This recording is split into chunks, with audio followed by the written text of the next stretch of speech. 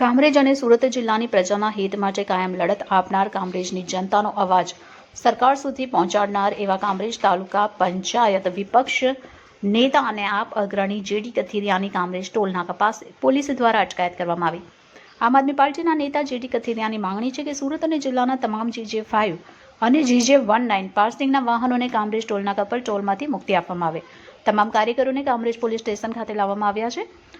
સુરત મહાનગરપાલિકા વિપક્ષ નેતા પાયલ સાકરિયા, ઉપનેતા મહેશભાઈ અણઘડ, વિપક્ષ દંડક રચનાબેન હીરપરા સહિતના કોર્પોરેટરોએ પણ જેડી કથિરિયાની વ્યાજબી માંગણીને સમર્થન આપ્યું છે। આમ આદમી પાર્ટી જનતાનો અવાજ બનીને બહેરી સરકારના કાન સુધી પહોંચાડવામાં હંમેશા અગ્રેસર ભૂમિકા ભજવતી આવી છે। ભવિષ્યમાં પણ લોકોના પ્રશ્નો બાબતે અગ્રીમ લડત આપશે।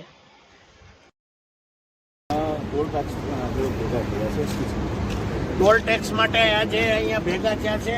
ખરેખર તો અહીંયા છે ને 500 થી 1000 માણસો આવવાના હતા, પણ તો અમારા દરેક કાર્યકર્તાઓને કામરેજ 4 રસ્તાથી માંડીને આજુબાજુમાં પોલીસ દ્વારા અટકાયત પણ કરવામાં આવી છે અને રોકવામાં પણ આવ્યા છે।